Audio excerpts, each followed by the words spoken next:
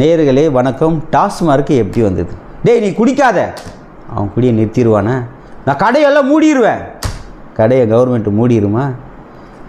பாருங்கள், குடியை கட்டுப்படுத்தலாமே தவிர குடியை நிறுத்த முடியாது அப்படின்னு தான் என்னோடய தனிப்பட்ட கருத்து. வாங்க வீடியோக்குள்ளே போவோம். சப்ஸ்கிரைப் பண்ணாதவங்க சப்ஸ்கிரைப் பண்ணுங்கள், ஷேர் பண்ணுங்கள், லைக் பண்ணுங்கள். வா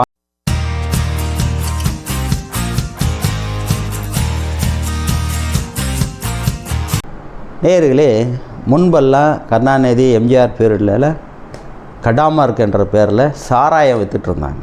எல்லா இடத்துலையுமே சாராயம் விற்றுட்டு ஒரு அமோக விற்பனை. அவன் அங்கங்கே சட்டி இல்லாமல் துணி இல்லாமல் உளுந்து கிடப்பானுங்க. அப்போல்லாம் பார்த்திங்கன்னா உங்களுக்கு வயல்காடு இந்த மாதிரி உழுது வச்ச நிலங்கள்லாம் இருக்கும். அதெல்லாம் பார்த்தா சேரும் சகதியமாக எந்திரிச்சு வந்துட்டுருப்பான் போதை தெளிஞ்ச படங்க.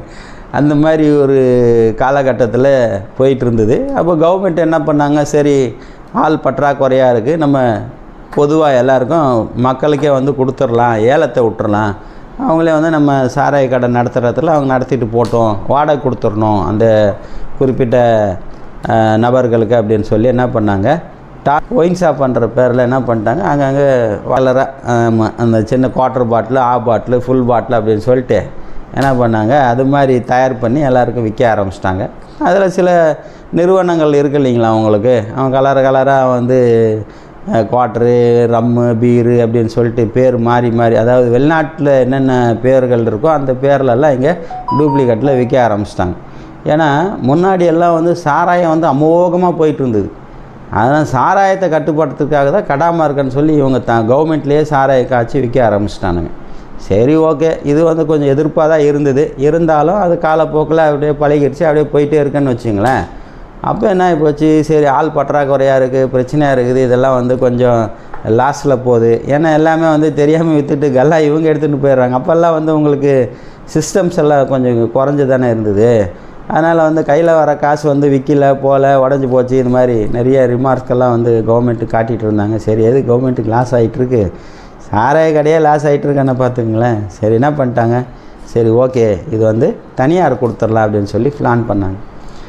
ஒயின் ஷாப் பண்ணுற பேரில் என்ன பண்ணிட்டாங்க, அங்கங்கே வாடகை எடுத்துகிட்டு அங்கே ஒயின் ஷாப்பாக நீங்கள் நடந்துக்கங்கப்பா அப்படின்னு சொல்லிட்டாங்க. சரின்னு சொல்லிட்டு ஏழை எடுத்துக்கிட்டவன் நல்லா அமோகமாக சம்பாதிக்க ஆரம்பிச்சிட்டான்.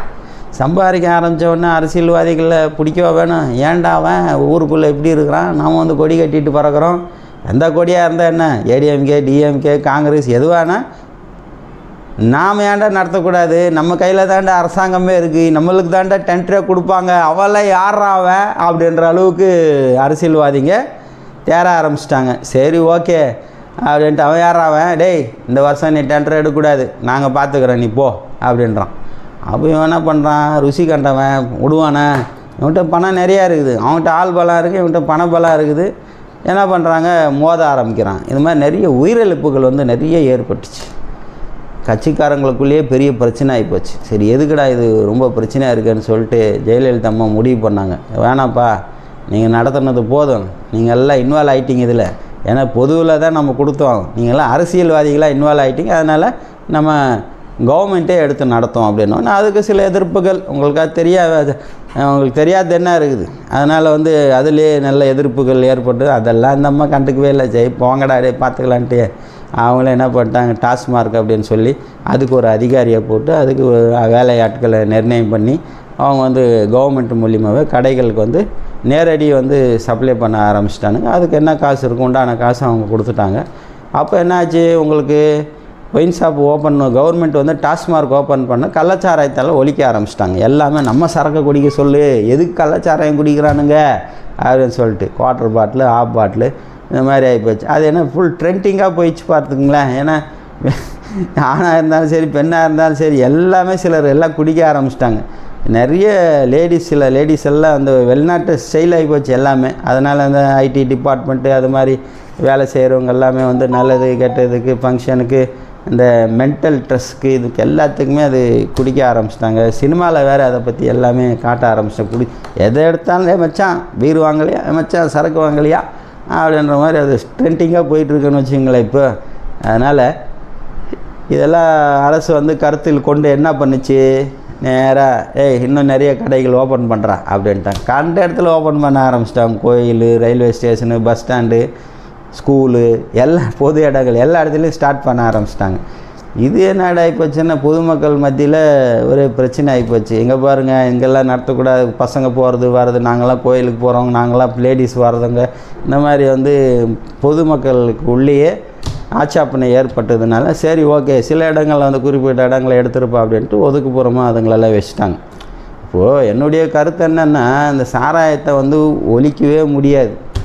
ஏன்னு கேளுங்க, இந்த லாக்டவுனில் நம்ம பார்த்தோம் பார்த்திங்களா, நிறைய பேர் எல்லாமே திராவகங்கள் அது இது குடித்து செத்து போயிட்டாங்க. சில பேர் வந்து ஓப்பன் பண்ண உடனே கியூவில் எவ்வளோ லைன்.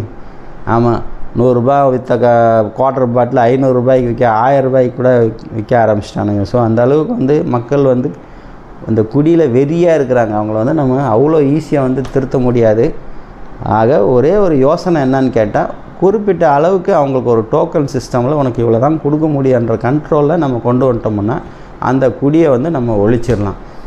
அதுவும் பத்தாமல் மேற்கொண்டு அவங்க நாங்கள் இப்படி தான் பண்ணுவோம், இப்படி தான் செய்வோம் கொஞ்சம் பண்ணுறவங்களெல்லாம், அதாவது குடிகாரர்கள் மறுவாழ்வு மையம் அப்படின்னு சொல்லி ஆரம்பிச்சிடணும். டிஸ்ட்ரிக்ட் வைஸ் ஆரம்பிச்சுட்டு அதுக்குள்ளே எங்கே பாருப்பா இவ்வளோ தான் உனக்கு முடியும், இதுக்கு மேற்கொண்டு நீ குடிக்கிற அப்படின்னு சொன்னால் உன்னால் அங்கே தான் போக முடியும், இங்கே ஒயின் ஷாப்பெல்லாம் ஒன்றும் கிடையாது அப்படின்னு சொல்லி கட்டுப்பாடாக நம்ம சொல்லிட்டோம்னா அப்போ அந்த குடியை வந்து ஓரளவுக்கு நம்ம கட்டுப்படுத்த முடியும்.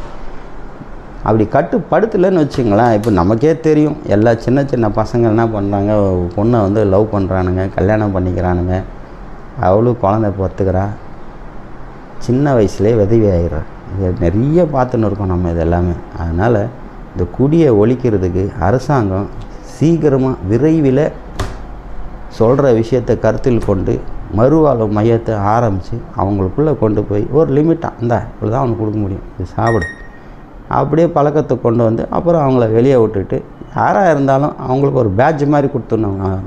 ரேஷன் கார்டோ ஓட்டர் ஐடியோ இல்லை ஆதார் கார்டோ எதுலேயோ அவங்களுக்கு பேட்ஜ் மாதிரி கொடுத்துடணும். அவங்க வராங்கன்னா அவனுக்கு இவ்வளோ தான் கொடுக்க முடியும், இதுக்கு மேலே கிடையாது அப்படின்னு சொல்லி அவங்க வெளியே அனுப்பிடணும்.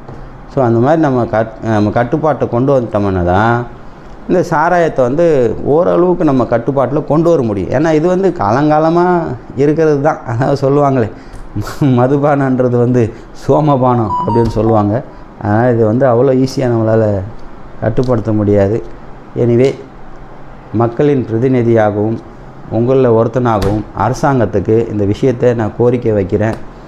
இதன் மூலிமா நம்முடைய அரசாங்கம் முடிவெடுத்து நம் மக்களை எப்படியாச்சும் இந்த குடியிலேருந்து மது போதையிலேருந்து காப்பாற்றணும் அப்படின்னு சொல்லி வேண்டி கேட்டுக்கொள்கிறேன். நன்றி, வணக்கம். இது போன்ற வீடியோக்கள் பிடிச்சிருந்தால் சப்ஸ்கிரைப் பண்ணுங்கள், ஷேர் பண்ணுங்கள், லைக் பண்ணுங்கள். வாங்க.